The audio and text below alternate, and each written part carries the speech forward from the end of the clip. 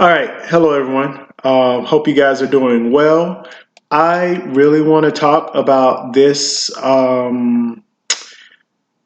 interview with Ron Paul. For some of you guys who do not know who Ron Paul is, he is an American who ran for president about 8 years back. He's very well. I'm not going to give him any introduction. Just look him up. I kind of want to get started with the video because there's a lot to break down, and I really want to get into this because I think it's extremely important because of who he is and the connections that he has and the things that he knows. So I'm going to be stopping it every once in a while. I don't even know if I should be doing this or if it's legal or whatever, but a YouTube video within a YouTube video. But I'm so sorry. I have to go over this. So here we go. Currencies now. This is a raging debate now. The former Canadian Prime Minister Stephen Harper has recently said that he sees a potential for Bitcoin to become a reserve currency, although it won't supplant the dollar, he said. And Janet Yellen has argued that there's no place for crypto as a reserve currency anyway. Because Sorry about that. of cybersecurity risks, among other issues. Where do you stand on this debate? Well, I stand on the position I let the market work its way out.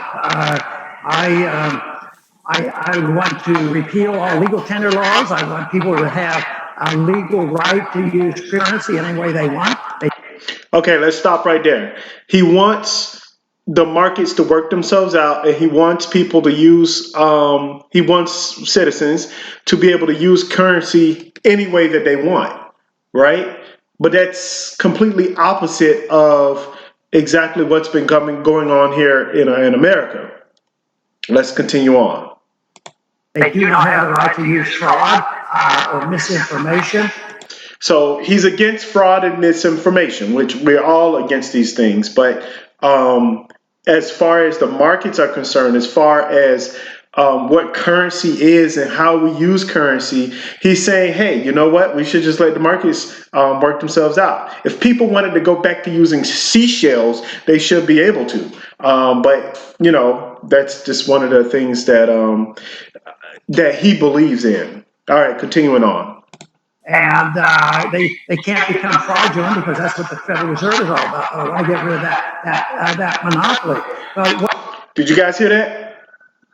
He want to get rid of that monopoly. Okay, these are things that people have to understand. Governments are a monopoly, and when we believe in free market, and you know, there's a lot of things that separates our countries, right? You know, when you're raised in China or Argentina or Russia or Mexico, all of these different countries, or even some of the countries in Africa, all the countries, we're all divided. We're all divided by philosophical ideas, in which I will be talking about going into that, because really this is a revolution, people. And people talk about cryptocurrency being the fourth revolution. This is a revolution, and we have to really understand exactly what's going on, especially people who don't make a lot of money, such as myself, people who are not really understanding the technology or understanding how big of an impact cryptocurrencies are. We really have to break things down and really have to understand exactly what we can do so that our lives can be better. But our governments have, and I'm not going to go too deep into it, but all of our governments have all stated, well, we do things this way because it's the right way. And then, you know, the US does things this way because they think it's the right way. In Canada and Mexico and and Brazil and all these other countries, they do things differently because they feel like their way is the better way. It would be nice if they can all just sit down at the table and say, what is the most efficient way? But when we get into that, now we're getting into religion, and we have things that separate in religion and then our cultures. And so we have a whole lot of things, and I'm going to talk about philosophy in the future, because you guys really have to understand that all of this is connected. Everything is connected. So we're going to break this down a little bit further. I'm going to leave because I already listen to it, but we're going to continue on. What's going to happen is up to the market. What is determined by the marketplace right now. Because the dollar is so vulnerable, that's why people are looking for alternative. 6,000 years of history has shown many, many examples with the abuse of money, and gold's been around a long time. And usually, when they abuse it, they usually go back to something tangible. Right now, there's another option, but Yellen is not going to be the protector of freedom of choice. There was somebody that made a coin and they called it a dollar when I was in my campaign. That guy, I think, ended up going to jail, and they took his gold from him because he used the word dollar. And don't mess around with the monopoly.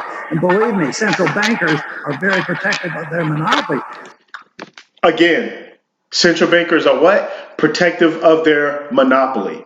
And that's what this is all about. This is about putting money in their hands, giving them extra money. This is the biggest, and I know someone stated that Bitcoin was a Ponzi scheme or scam or something like that. We, especially us here in America, have been part of one of the biggest scams ever. Okay, and we all have to really understand that it's just everywhere, and that's how power works, right? Power works from the top to the bottom. That's how it goes. And yes, we would like to have some countries are more democratic than others, and we can get into all of that stuff. But at the end of the day, it's who has the most power. So right now, central banks has had a lot of power over the years. Power over what? Power over currency. Now they're starting to lose some of that power, and they don't like it. But when the cryptos just came out, I recall, and I thought it was Jan, but it could have been Bernanke. Somebody asked a question, about the crypto, and they were pretty tolerant of it all. They weren't coming down and saying, "Oh, this is horrible." They weren't as cautionary and warning as Yellen is right now, because that means she thinks it's gaining ground. But I think only time is going to tell, and I'm frightened that the government is going to get involved like she would like to before the market really tests it, because they're not on the verge of doing what I want and repealing legal tender law. But that's what you need. You need to get that out of the way if you really want to have competition. Let the market decide which one. Okay, so he's saying, hey, you know what? If Bitcoin's going to make it, great. If other cryptocurrencies are going to make it, great. Let's see who wins it out. Let's see who battles it out and who wins. The problem is that they know what the winner is going to be. That's why they're collecting, banks and central banks and countries, and they're all collecting Bitcoin. And when other cryptocurrencies start taking off and they start really understanding the technology and everything else in between, then we're gonna have. I say that's going to be the next altcoin season, not this one that's going to happen, because the current altcoin season hasn't really happened yet. But after that one, because right now he was just saying how he's afraid of what's going to happen is that she's going to be Miss Yellen, whoever her name is, that the government's going to start getting involved. Well, once the government starts getting involved, before they even figure out, well, is Bitcoin this, that, the issue is that they're going to get involved because they know what's going to happen. You have people exchanging with banks. Even just a simple thought of banks here in the United States of America. If you have a holiday on Monday, if you deposit something on Friday, that person not going to get it until Tuesday, because the banks are closed on Saturday, or at least some of them are closed on Saturday or a half a day. Then on Sunday they're closed, and then Monday is the holiday, and then Tuesday, sometime within that frame, that you're going to get your money. We have so many holidays here in the United States of America, and let me tell you guys something. You guys might not think that 1 or 2 days makes a difference. 1 or 2 days makes a whole lot of difference, especially when you have things that are due on the 1st, and you have to pay something on the 1st, and you don't get it until Sunday, or they don't get it until Monday, but then they say it's late because it wasn't answered. There's a whole lot of things going on here. And when you have cryptocurrency, and when you have different cryptocurrencies, and you have Bitcoin, you have all of these things, they work 24/7. And that's why decentralized banking is going to be huge, because it's going to be working 24/7. You're not going to need any of these workers and all this stuff. They're them telling you what to do with your money, or you can take out only so much. This is what's happening. And so Ron Paul here, he wants everyone to really look at exactly what's been he really wants, he's not against Bitcoin, but he's not exactly for Bitcoin either. He's just saying, hey, look here, we'll just wait it out and see what happens. One is best, but just as the dollar, just as the authorities, the Federal Reserve gets involved, and the tax people get involved with the dollar. I remember 1971, or 70, it was 75, when gold was finally legalized. We weren't allowed to own gold since 1933. Finally, in 1975, we were. And the first thing they did, because the gold price had been pushed up, and everybody was excited about it. The gold is coming out, prices are going to soar again. But on that very day, in order to tamp the market, the Federal Reserve and the Treasury dumped gold, and also the IMF dumped gold like crazy to make sure that those speculators didn't have any benefit. But they will interfere, is what my point is. They will. They have in the past. They fixed gold at $35 an ounce from 1932 or 33, all the way up to until it broke down in 1971. So they will do what is necessary to protect their monopoly. That's why even gold, if I debate it and say, watch out, crypto, they'll come for you. And they say, yeah, but what about gold? They'll come for the gold people too. They proved they will. And so when I think about that and the frustration, I come down with one answer. Where should I put my energy? And that is the restoration of a free society, to allow us to live in a free society and be rewarded for our effort. That's the only thing that can sort all this. And the politicians are given free rein like they've been given. Who knows what's going to happen? They will. You guys notice he said rewarded for your efforts, right? And I'm pretty sure I'm going to say this in the nicest way possible. And this is with every country, wherever you are. What is your time worth?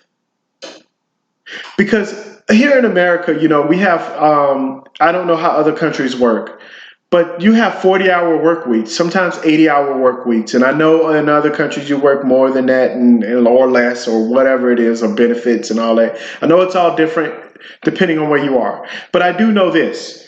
You spend 40 hours, average working Americans spend 40 hours a week, 8 hours a day, approximately 8 to 10 hours a day working, right? You spend 8 and 10 hours a day working. Well, if you subtract that, that leaves you, from 24, that leaves you, I'm not really good with numbers, but around 16 hours. And so you have 16 hours in a day to do what you want. But wait, you have to sleep, right? So a good 7 or 8 hours of sleep. So now we have another, so we got 8 hours a day, 8 hours of sleep. And now what does that leave us with the other 8 hours of what to do, to do whatever we need to do, and depending on what your schedule is. So you work at 7 and you get off at 3, and by the way, or 3:30 or 4 o'clock, depending on if you have a 30-minute or hour lunch.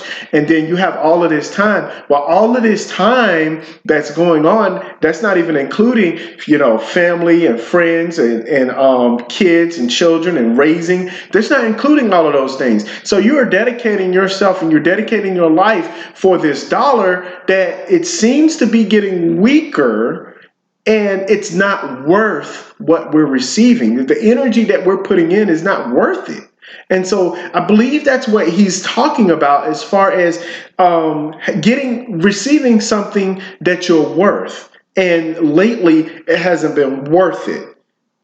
So anyway, I didn't dig too deep into it, but there's a whole lot more that I can break down. But I don't want to put words in his mouth. I don't want that to happen. So that's my own personal view on what I think he was talking about.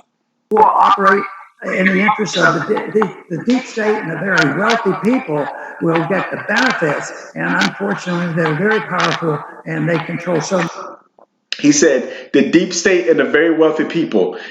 He's saying that they're going to benefit. Already. Dr. Paul, I'd like to ask you, post Bretton Woods, have you observed any evidence of governments or central banks trying to fix the price of gold? Not the kind that I could take it to the court and prove it, but I have a personal belief. Yes, I think they do. The President's Working Group on Financial Markets, which was established by executive order by Ronald Reagan after the crash of 87, it was, it gives them license to do that. And their job is to, protect, and their nickname is the Plunge Protection Team. So if I think that every once in a while I'll see, well, boy, tomorrow gold should go up, and then all of a sudden you might see it drop $30. I think I get involved, but I don't have proof of that. But it's just the way it is, and they're capable of it. Any group that was capable of artificially fixing the price of gold at $35 an ounce when the market was left to its own, it soars to $800, and then it took a while to sort it all out. So it is their nature. They've done it before. In the old days, it was just, we'll manipulate its value by clipping the coins and adding another metal to it, dilute the metal.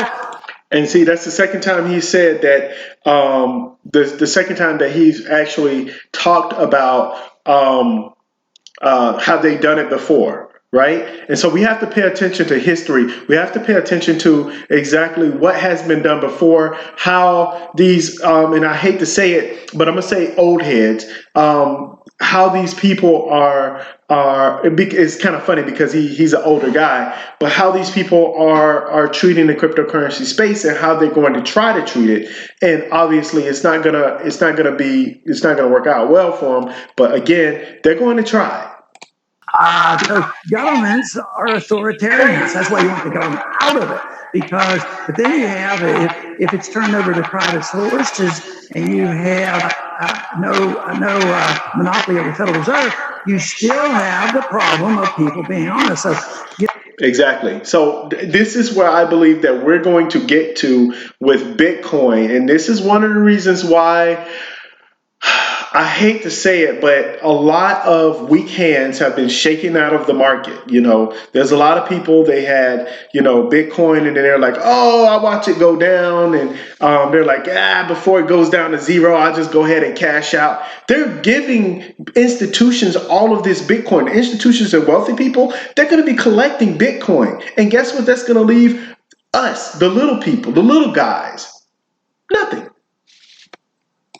Like it was said at the time of our Constitution being written, that we would have a republic and it would work, that it requires a moral society. And that's one thing we still need. Right now, I think that's a big issue. And when I think about, the frustration of not getting to the point where I want, that the effort should be on the emphasis on a free society, but that to me is a moral issue as much as an economic issue. Exactly. So once again, he said a moral issue as much as an economic issue. People, you have to understand all of this stuff all of these things are connected. And there's a reason why it's extremely important for you guys to understand that everything that happens in the market is going to change people's lives completely. Like, this is going to change how you think about finance, but it's going to actually change a lot. We have a lot of greed. He talked about greed, and that's one of the things that I feel like there are no leaders in this world. There are no true leaders in this world. There is no leader that says we need to come up with something efficient for everybody. I don't care where they are. I don't care what country they're in. I don't care where they were born. I don't care what race they are. I don't care about any of that kind of stuff. What I do care about is this going to work efficiently? How and why, and should we move forward? Those are the important issues. It shouldn't be about who should die or who should kill somebody or starting wars over all of this. No, I don't want to get too political, but anyway, the point is that greed is a huge problem, and then the greed is the issue that we're going to have to deal with, because as far as Bitcoin is concerned, they've already collected. They're going to collect all the Bitcoin. When it comes to Ethereum, some people are not going to touch that Bitcoin. You're going to have to pry it from their cold dead hands. When it comes to Ethereum is going to be the same way. We don't know how dramatic it's going to be for Ethereum, because obviously we have second and third generations, third and fourth generation cryptocurrencies coming out, and we don't know how they're going to affect the world and the market just quite yet. Okay, and foreign policy now, NAFTA and China, Biden's administration, what do you anticipate he will do with our trade partners and allies and adversaries, and what should he be doing? Less. I don't like all this stuff. The Chinese aren't, model citizens, and they do their thing. But my responsibility as a citizen and as when I was a member of Congress is to deal with our problem. And so basically he's saying that he understands that China is not necessarily a model country, but he's saying we have problems here in America or wherever country you're in, and you probably should be concentrated on your country. And he said, hey, do less. Stop trying to run other countries. Stop trying to tell other countries what to do. Stop trying to create all of these sanctions and different things like that, because the reality of the matter is that they're going to be able to do what they want to do, period, end of story. But we still have issues over here in America. Other countries have issues as well. Everywhere, people are struggling, people are dying, people are still hungry. Well, I don't even know how that happens where we can practically create food. Like I just really don't understand how we have a world in which we literally can solve world hunger, but we don't because of greed. That's extreme problem, extreme issue. So I would try to get people to stop getting involved in sanctions. I believe in free trade, and I don't like that at all. And they say, yeah, but look at what they'll do. They'll interfere in our election. We've interfered in. We have people 150 countries. We interfere in their elections all the time. See that? He's already, he's already bringing up the fact that, when we're talking about other countries affecting our elections and different things like that, and he's saying, hey, America does it to other countries as well. Now, whether that's true or not, I don't know. But, Ron Paul has been working within the government for an extremely long period of time. He knows what he's talking about. And if he says that America interferes with other countries, I'm pretty sure we do. Right. And so pointing that out, I would gain supporters, but I would also gain some people who are like, well, we got to keep this guy away. He's telling the truth about what our government does. So yes, China's imperfect. The freer the trade and the more open it can be, the better. Besides, I think it's sour grapes because we print money. It's the reserve currency of the world. It still works half decently, and we spend it, and we buy their stuff. Nobody forces us to buy stuff from China, and they have a lot of our dollars there. So if they come in and start trying to capture a market or start capturing, the precious metals, not the precious metals, but the rare metals, they say, oh, we got to do it. We got to stop them. Well, it seems to me like they're acting too much like capitalists. They sold us the stuff. They took our money for it, and now we're spending it. So I think that you have to be very cautious in dealing with China. There's no doubt about it. But I think, if anything, there's more bashing of China than need be. Yeah, it's interesting how one of the criticisms of China is that they censor their citizens on social media and public forums. Here in the United States, it's the opposite. We have private enterprises censoring politicians. I'd like to finally close our discussion by talking about censorship, because I know you have a lot of thoughts about that. President Donald Trump's Twitter was banned. I wonder, look, if I were a user of Twitter, though, if I somehow violate their policies, I can understand that they should be, removing me, but I'm not the president of the United States. Do you think private enterprises should have the authority or the moral obligation to be censoring politicians in our day?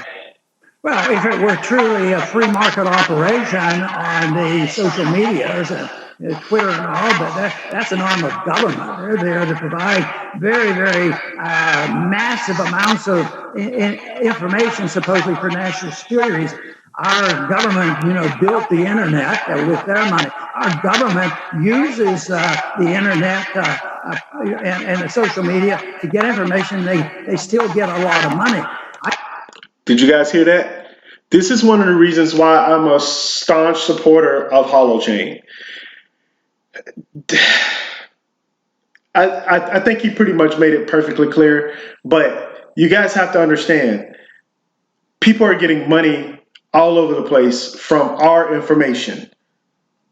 Whatever government, wherever you are, whatever you're doing, a lot of your information is going to be online. What happens when no one's able to get your information unless you tell them that you want to give them your information? And by the way, if they want your information, you better make sure that they pay you for it. They should be paying you for information, not you paying them, or not even them stealing the information for free online and then selling it. You see what I'm saying? I think it's not private. If it's private, they should be able to censor anybody they want. The 230 regulation, it should be repealed. They shouldn't be exempt. They should be sued if possible. And I think if it developed in a free market, it would be a property rights issue. And sorting this out, that if you and I were looking for a place, we'd want somebody to say, look, we're going to provide this service, and this is your guarantee, this is our contract. We're never going to give your information out. And it would be sorted out rather quickly. But I think any big groups like this that get monopoly control over an issue, you can almost guarantee that they've gained a lot of the control from the government. So it's ironic that the government helped build those social media. At the same time now, they're turning it back on some government officials. But that 230 issue was meant to say, and the people who had the social media say, well, that will open up the doors. We won't have to worry about it. We can give more service to more people, and so that'll broaden the service. But what happened is because they had the power, they didn't use it to broaden their service. They used it to exclude some people and, of course, provide service just for their special customers. Exactly. And this is what's happening. This is what's happening. This is why it's extremely important. This is why decentralization is important. Decentralization for finances, decentralized finance, decentralized information, right? Decentralization is going to be huge, and it's coming. Oh, it's coming. So please, people, pay attention. So it backfired. So they were a big business was in bed with the big tech and the social media. But if it's developed in a private market, it would be a property rights and a contractual issue and a first rights amendment where you can't just turn people off if you have a contract. I'm not going to do that to you. This is the procedure if we think you've so overstepped your bounds. Any final words to the younger people watching our program, the millennials and generations Ys and Zs that should be growing up into model citizens? How should they do that? Well, I think the most important thing is if there was one little thing that I said that, perk their inquisitiveness, they ought to look into it. The one thing that I have been thankful over my life has been that some people are born to be inquisitive. And I think I had a lot of that in it. How do things work? What about capitalism? I remember as a teenager, I was questioning.